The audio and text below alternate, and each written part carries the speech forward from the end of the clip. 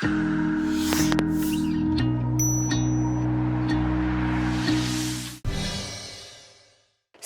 by Tata 407 mini truck. सन्तानको विश्वास आमा, आमाको विश्वास गरिमा, गरिमा विकास बैंक, एक्सेस टु ऑल।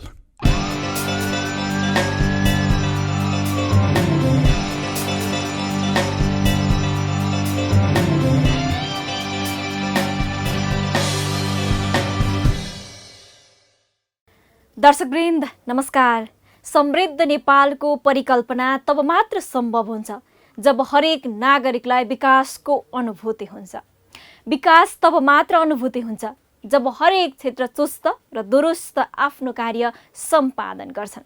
तसर्थ हरेक विकास निर्माणमा निरन्तर निगरानी र पहरेदारी गर्ने हाम्रो व्यवहार। विकास र समृद्धिको आधार निर्माणमा आइसिआइडीको प्रस्तुति एभिन्यूज टेलिभिजनबाट प्रसारण हुने दैनिक टेलिभिजन कार्यक्रम डेभलपमेन्ट फोरमको यो अर्को नयाँ एपिसोडमा स्वागत छ।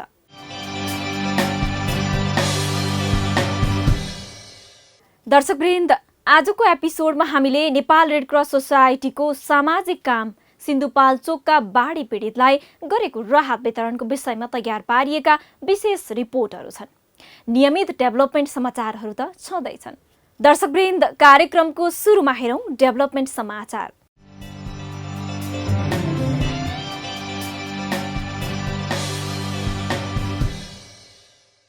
मुगु छायानाथ रारा नगरपालिका 5 का प्रेमबहादुर रोकाएकी श्रीमती स्वर्गीय हिरादेवी रोकाएको नाममा 5 लाख रुपियाँको अक्षय कोष स्थापना गरिएको छ।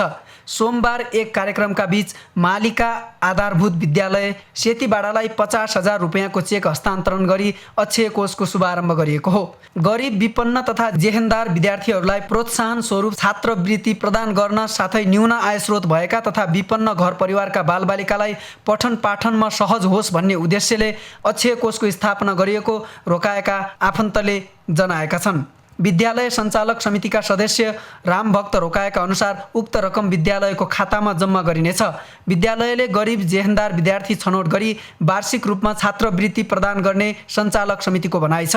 हाल नगरका 6वटा माध्यमिक तथा आधारभूत विद्यालयलाई प्राथमिकतामा राखेर 50,000 रुपियाँका दरले 5 लाख रुपियाँ बराबरको अक्षय कोषको स्थापना गरिएको जनाइएको छ। हिरादेवीको 28 असोज 2076मा 44 वर्षको उमेरमा निधन भएको थियो। हस्तिचौर ट्रस्ट काठमाडौँले हस्तिचौरका पहिरो प्रभावितलाई राहत प्रदान गरेको छ। गुल्मीको इस्मा गाउँपालिका 1 हस्तिचौरको वडा कार्यालयमा ट्रस्टले 98 जना पहिरो प्रभावितलाई राहत दिएको हो। ट्रस्टका अध्यक्ष भूपाल केसी र वडा अध्यक्ष चुराबहादुर खत्रीले क वर्गका 2, ख वर्गका 33, ग वर्गका 23 र घ वर्गका 40 जनालाई राहत हस्तान्तरण गरेका हुन्। क, ख, ग र घ वर्गका पहिरो प्रभावितलाई क्रमशः 8, 4, 2 र 1,500 रुपियाँ प्रदान गरिएको हो। गत असार 6 र 18 गते गएको पहिरोका कारण इस्मामा 3 जनाको ज्यान जानुका साथै करिब 150 घर परिवार विस्थापित भएका थिए। पहिरोका कारण पूर्ण रूपमा घरमा क्षति भएकाहरूको पुनर्स्थापन गर्न अहिले जग्गा पहिचान र पीडित परिवारलाई सहजीकरण गर्ने काम इस्मा गाउँपालिकाले गरिरहेको छ। कार्यक्रममा आजका विशेष रिपोर्टहरू बाँकी नै छन्, त्यसअघि छोटो व्यापारिक विश्राम।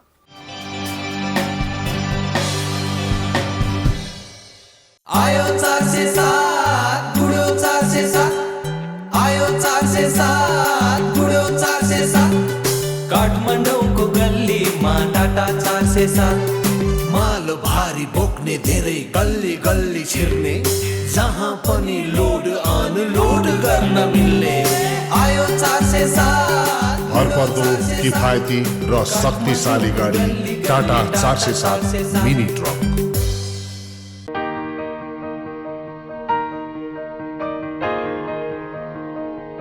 छोरा, मैले पाएँ तिम्रो पसिनाको कमाई मेरो मुठीमा छ। तिम्रो पसिनाको कमाई मेरो मुठीमा छ।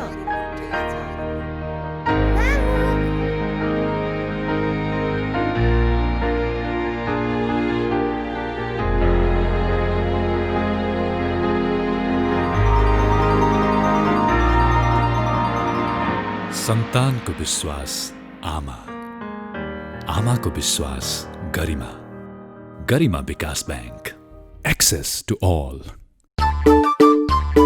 हे हर एक दिन हे 10,000 हर एक दिन 10,000 जब सिटी एक्सप्रेस साथमा 10,000 हातमा विदेशबाट पैसा पठाऊ यसपालिको चाडपर्व मनाऊ है मनाऊ। सिटी एक्सप्रेस मार्फत यस चाडपर्वमा विदेशबाट पैसा पठाई हरेक दिन एकजनाले 10,000 नगद पुरस्कार पाउन सक्नुहुनेछ। सिटी एक्सप्रेस मनी ट्रान्सफर, जहाँ नेपाली त्यहाँ सिटी एक्सप्रेस।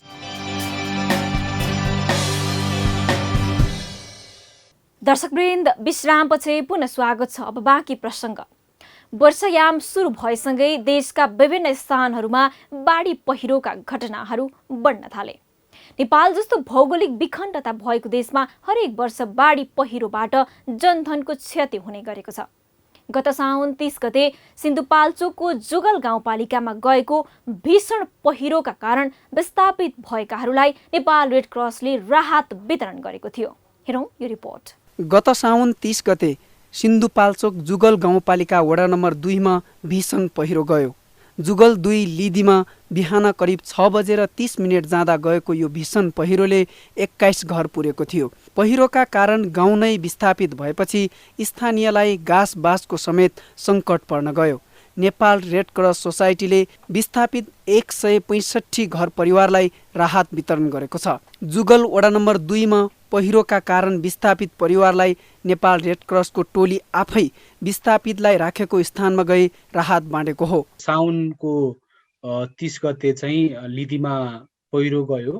त्यसपछि चाहिँ त्यो पहिरोबाट 36 जनाले ज्यान गुमाउनु भयो भने 2 जना अझै बेपत्ता हुनुहुन्छ र यो पहिरोबाट चाहिँ धेरै ठुलो धनजनको क्षति भयो। त्यसपछि चाहिँ Nepal red cross society Sindhupalchok जिल्ला शाखाले तत्कालै त्यहाँ विस्थापित भएका 30 परिवारहरूको लागि चाहिँ पुनर्स्थापित गर्नको लागि नेपाल सरकारसँग समन्वय गरेर राहत सामग्री फुल सेट, जुन हाम्रो चाहिँ नेपाल रेड क्रस सोसाइटीको नियम अनुसार तारपोलिन, ब्ल्याङ्केट, भाँडाकुँडाहरू, लत्ता कपडा लगायतको सामग्रीहरू चाहिँ पठाउने व्यवस्थापन गर्यो र त्यो चाहिँ बाई एयरबाट पठाइएको थियो हेलिकप्टर मार्फत।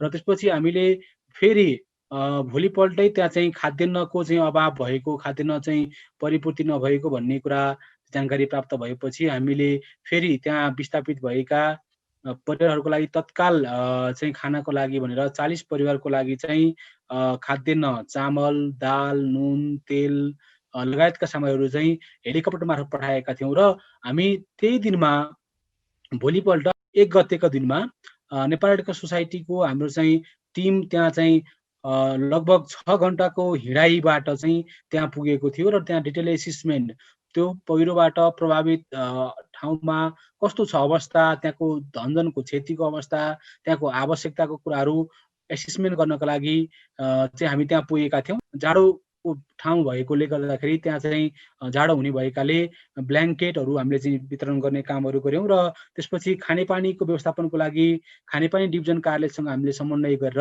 तत्कालको लागि त्यहाँनिर चाहिँ 9 रोल खानेपानीको पाइपहरू चाहिँ हामीले प्रदान गऱ्यौँ र जसको कारणले गर्दाखेरि त्यहाँ खानेपानीको व्यवस्थापन, जुन विस्थापित क्याम्प थियो त्यहाँ चाहिँ खानेपानीको व्यवस्थापनको लागि चाहिँ सहजता पुगोस् भनेर त्यो हामीले काम गऱ्यौँ। र त्यसपछि चाहिँ जुन अहिले जुन कोभिडको महामारीको कुरा छ, यस्तो बेलामा चाहिँ कोभिडको सम्भावना चाहिँ हुने, तपाईँको चाहिँ विस्थापित क्याम्पमा चाहिँ मान्छेहरू एकै ठाउँमा बस्ने भएकाले कोभिडको चाहिँ सङ्क्रमण बढ्न सक्ने सम्भावनालाई हामीले ख्याल गर्दै चाहिँ त्यहाँ मास्क चाहिँ वितरण गर्ने कामहरू गऱ्यौँ। यसरी विपदमा परेकाहरूलाई नेपाल रेड क्रस सोसाइटीको राहतले जीवन निर्वाह गर्न नपुगे पनि केही छाक खाना र एक सरो लाउन भने पुगेको छ। आगामी दिनमा पनि राहतका कार्यक्रमलाई अझ फराकिलो बनाउँदै गए नेपाल रेड क्रस सोसाइटी मानव सेवामा निरन्तर समर्पित हुन सक्नेछ। दर्शकवृन्द, नेपाल रेड क्रस सोसाइटी परोपकारी संस्था हो। यसले निरन्तर मानव सेवामा आफूलाई समर्पित गर्दै आएको छ। सिन्धुपाल्चोकको जुगल गाउँपालिकाका बाढी पीडितलाई राहत मात्र बाँडेन, उनीहरूको दुःख पनि सुनेको छ। हेर्नुहोस् यो रिपोर्ट। परोपकारी संस्था नेपाल रेड क्रस सोसाइटीले सिन्धुपाल्चोक जुगल गाउँपालिका 2 मा गएको भीषण पहिरोका कारण विस्थापितलाई राहत मात्र बाँडेन, यहाँका पीडितहरूका पीडा पनि सुनिदिएको छ। दुःख बाँडे घट्छ, सुख बाँडे बढ्छ भन्ने भनाइलाई रेड क्रसले मानवताको नाता प्रकट गरेको छ। लिदीका बासिन्दा अहिले पनि तिरपाल मुनि आफ्ना दिन गुजारिरहेका छन्। पहिरोमा पुरिएर धेरैले आफन्त समेत गुमाए। पीडाको यो घडीमा नेपाल रेड क्रसले मलम लगाउने कोसिस गरेको छ। नेपाल रेड क्रसले पहिरो पीडितका दुखेसा सुन्ने कोसिस गरेको छ। त्यो दिन अथवा त्यो रात जुन घटना भयो त्यो सम्झन सक्नुहुन्छ? कस्तो थियो, कसरी थाहा पाउनुभयो, थाहा पाउनु भएन? त्यो दिन रात भनेको अहिले चाहिँ अलिअलि सम्झिँदो रहेछ। म कसरी बाज्यो, त्यत्रो घरले पुर्दाखेरि म बाज्यो भनेर अलिअलि अहिले चाहिँ याद आउँछ। मलाई त्यतिखेर केही याद थिएन। म अब बेहोस हुनुभयो नि त त्यतिखेर। अब त्यत्रो घरले पुरेपछि बेहोस तपाईँ पनि हुनसक्छ होइन। अनि त्यो बेहोस भयो मैले। अब कुन कति बजे आयो यो पहिरो, कति बजी यस्तो घटना भयो, म अस्पताल गएपछि मैले माथि गाउँमा पुग्यो पनि छैन। 1 महिना यतै काट्यो त्यस्तो भयो। त्यो गाउँ तपाईँलाई अहिले सम्झना आउँछ होला नि? कस्तो थियो तपाईँको गाउँ? अनि तपाईँले जुन बेला थाहा पाउनुभयो, अब अहिले त जानुभएको छैन, तपाईँले थाहा पाउने बेलासम्म तपाईँको गाउँको वर्णन गर्नु, कहाँ कस्तो थियो, के थियो? तपाईँको यस्तो हो नि, गाउँ त याद आउँछ, अहिले पनि आउँछ, झल्झली आउँछ। अब आफ्नो नाइटो झारेको गाउँ, आफूले जन्म लिएको ठाउँ त याद आइहाल्छ। अब म पनि हिँड्नु सक्यो भने एकचोटि जाउँ कि जस्तो पनि लाग्छ मलाई होइन। तपाईँको यस्तो हो, अब हिँड्नु पनि सक्दैन, फेरि त्यस्तो ठाउँमा के जानु, फेरि पुग्नु सक्छ कि भनेर एउटा डर पनि भयो। तपाईँको अहिले घर पनि छैन मेरो, आमा र म पुरेको। अनि फेरि त्यस्तो ठाउँमा जाऊ पनि लाग्छ, नजाऊ कसरी, फेरि खुट्टा पनि नराम्रो, हिँड्नु पनि सक्दैन आफूले। त्यस्तो भएर त्यस्तो भएको कारणले अहिलेसम्म यही बसिरहेको छु म। तपाईँको घर के भएको छ भनेर अरूले त सोध्नु भयो होला नि त, यहाँ छिमेकीहरू पनि आउनु भएको छ। तपाईँको घर तपाईँले पहिरोले लग्यो भनेर सुन्नुभयो नि, त्यो सुन्दाखेरि कस्तो लाग्यो तपाईँलाई? त्यो सुन्दाखेरि तपाईँको कस्तो लाग्यो भन्दाखेरि आफ्नो घर, आफ्नो बाउको सम्पत्ति भन्ने नि जे भन्ने नि एउटा घर त हो तामाङको होइन। अब अरूको जस्तो यही सम्पत्ति धेरै त हुँदैन, त्यो पुर्यो तपाईँको छैन, तिम्रो छैन भन्दाखेरि त त्यहाँ होला नि तेरो छोरा। अब सम्पत्ति काफ्री सक्री हुन्छ त, त्यो तामाङको अरू काना साना हुँदैन। त्यो पुर्यो केही छैन भन्दाखेरि अब मनमा केही लाग्छ नि त, ल अबदेखि केही छैन रहेछ। अब घर त छैन, त्यो खेतको के काम, अब त्यो वीरपाखाको के पाउँछ, कमाइ हुन्छ, आलु ठुलो हुन्छ भनेर के काम। अब घर त छैन, आफ्नो बाउले बनाएर राख्यो घर, त्यस्तो लाग्छ मलाई। के कसरी जाऊ भने घर छैन पहिला जस्तो, त्यस्तो लाग्छ मलाई। तपाईँको घरमा दुःखको कुरा लाग्छ। यही हो। आमा कहाँ हुनुहुन्छ अहिले? आमा पनि यही हुनुहुन्छ तपाईँको। आमा र म दुवै अस्पतालबाट दुवैसँगै आएको, घाइते हो आमा पनि। अब 29 जना त बित्नुभयो भन्ने सुनियो होइन? तपाईँ बाँच्नुभयो होइन? तपाईँको भाग्यले तपाईँको बाँच्नुभयो। घरमा आमा र तपाईँ मात्रै हुनुहुन्छ? हजुर, म मात्रै थियो, आमा र म मात्रै थियो होइन। अहिले 6 जना घाइते भएको थियो, 6 जना अहिले बाजेपछि 1 जना चाहिँ उयो तल अलि त्यो हिँड्नु मिल्दैन, यो ढाड अलिकति फ्र्याक्चर भएको रहेछ होइन, अहिले हिँड्नु मिल्दैन। अनि तपाईँको घरमा के थियो, के गुमाउनु भयो तपाईँले त्यो पहिरोबाट? घरमा त थियो तपाईँको अब गाउँघरको कमाइ, अब त्यो गाउँ कोदो धान 5-6 मुरी जति धान थियो होइन। अब कोदो थियो 8-9 मुरी जति, आलु त्यति थियो। अब त्यो काँक्री थियो, यताउता सम्पत्ति त हुन्छ नि गाउँमा, एउटा घर भएपछि त्यो सबै पुर्यो। त्यो पुर्दाखेरि दुःख लाग्छ कि बाउले जोडेर राखेको सम्पत्ति यतिसम्म होला भनेर चाहिँ सपनामा सोचेको थिएन, तर त्यस्तो हुँदो रहेछ समयले। तर के गर्नु, तपाईँ हामी पनि गएको तपाईँले पनि त्यस्तो घटनाहरू धेरै देखेको मान्छे हो अब के गर्ने त दुःख लागेर त्यो फर्केर आउने होइन त्यो सम्पत्तिहरू पहिला जस्तो त्यस्तो हुने होइन त्यो त अब अहिलेसम्म एउटा फलामको टुक्रा समेत निकाल्नु सकेको छैन त्यो घरमा गाउँमै बस्ने सपना थियो कि अथवा अब दाजुभाइहरू त विदेश जानुभएको रहेछ होइन के थियो तपाईँको सपना अरू 4 भाइ 5 भाइ त गाउँमै हुनुहुन्थ्यो होइन तपाईँको आफ्नो सपना के थियो अहिले त 23 वर्षको हुनुभयो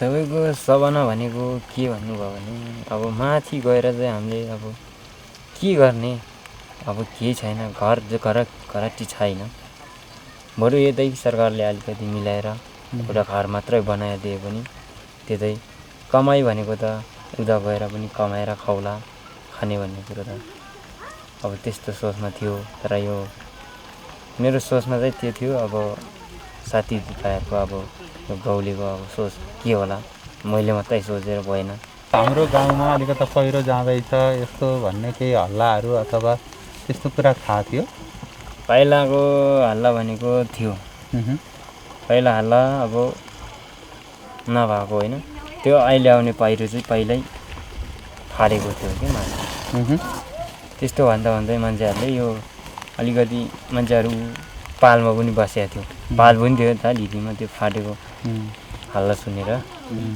पालमा बस्दाखेरि अब के भयो भन्दाखेरि त्यो पालबाट होइन अब राति त पालभित्र त सुत्नु गयो अब बिहान भइसकेपछि त अब राति फेरि त्यतिखेर ठुलो पानी परेको थियो त्यत्रो पानी पर्दा त आउँदैन अब दिउँसो त आउँदैन होला भनेर अब सबै घरमा छिरेछ अब त्यसपछि हो मान्छे पुर्यो अब त्यही पालमा खानासाना कुनैले त नास्ता सस्ता खानासाना पनि त्यही पालभित्र बनाएको रहेछ अब कुनैले त बनाएन नि त्यस्तो भएर चाहिँ कति बजेको घटना थियो हजुर कति बजे चाहिँ अहिले सुन्दाखेरि चाहिँ मान्छेहरूले भन्दाखेरि चाहिँ होइन तपाईँको 36मा भन्छ रातिको कि बिहानको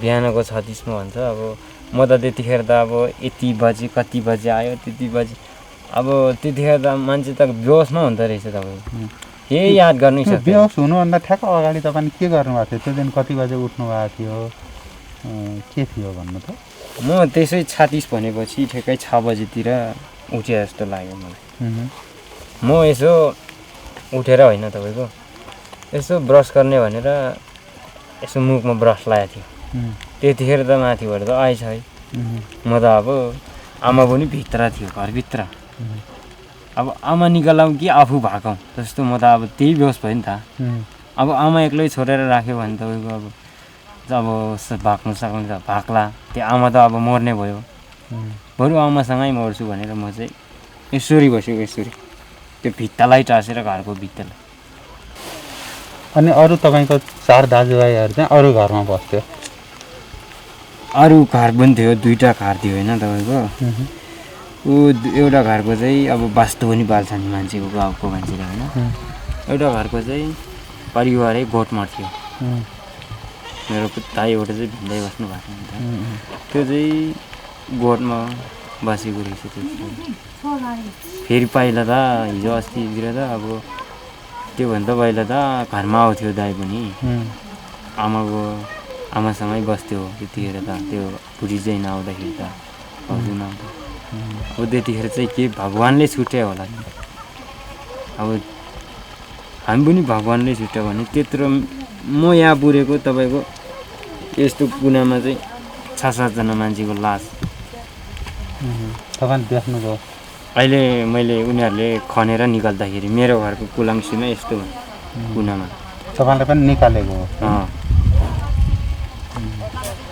आमा र मलाई त ऊ साथीहरू आएर अनि त्यो पुरेको ठाउँबाट खनेर निकालेर अब चौतारा त्यतिखेर ठेक्कै हेलिकप्टर पनि आइपुगेको रहेछ होइन ठेक्कै चौतारा पुऱ्याएको अब अलिअलि अप्रेसन पनि भयो मेरो यो हात चाहिँ अलिकति अहिले यो चलाउनु मिल्दैन तपाईँको मनमा त्यो घटना नभएको भए के थियो तपाईँको सपना के गर्ने थियो तपाईँको प्लान योजना विदेशमा चाहिँ म जाँदै जाउँ बरु उतै बिहे गरौँ यतै आमासँगै खेतीपाती गरौँ भन्ने सोच थियो अब गए पनि अब उमेर त्यति भएको छैन।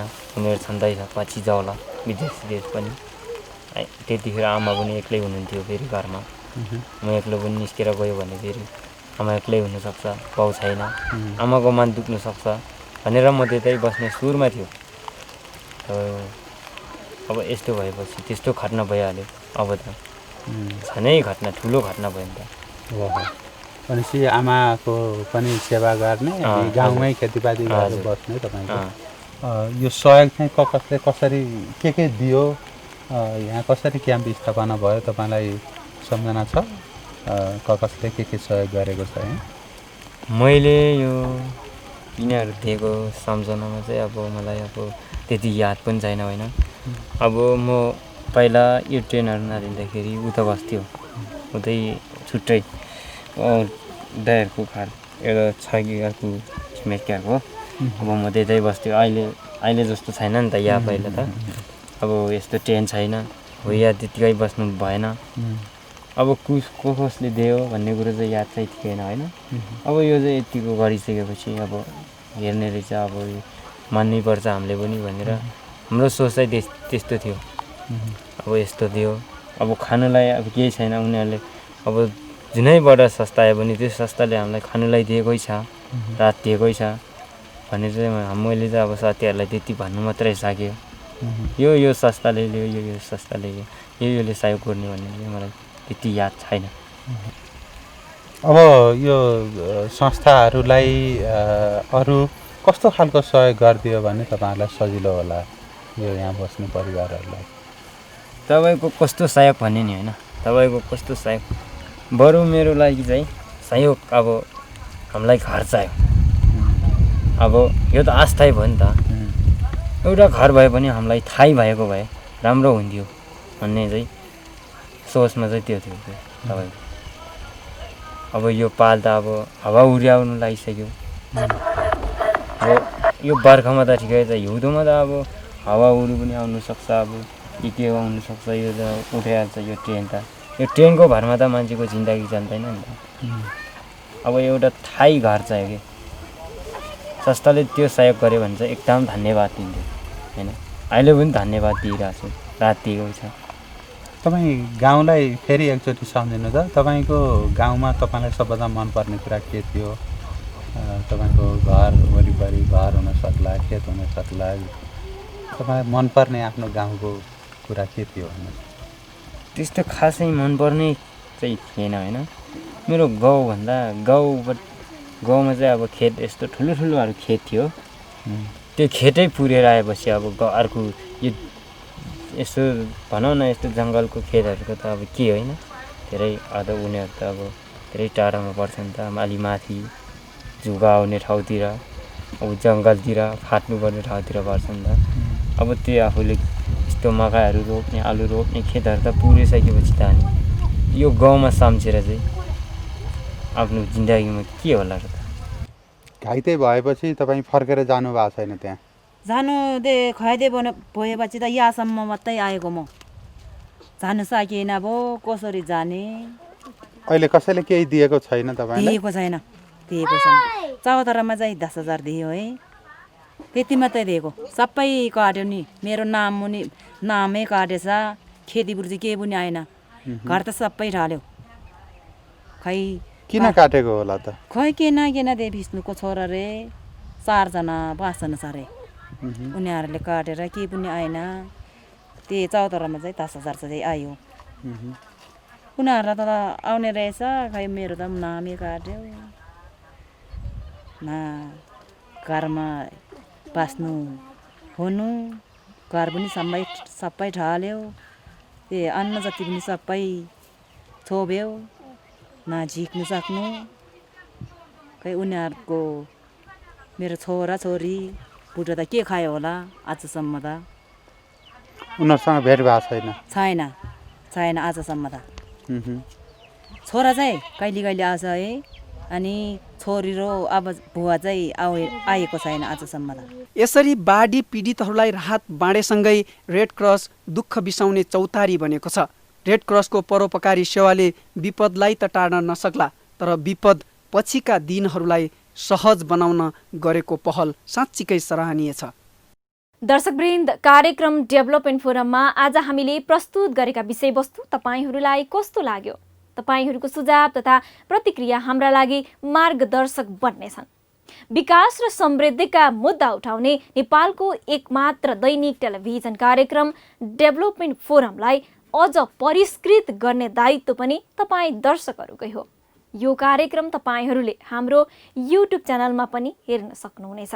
हवस् त, आजका लागि हामी सबैलाई आज्ञा दिनुहोस्। नमस्ते।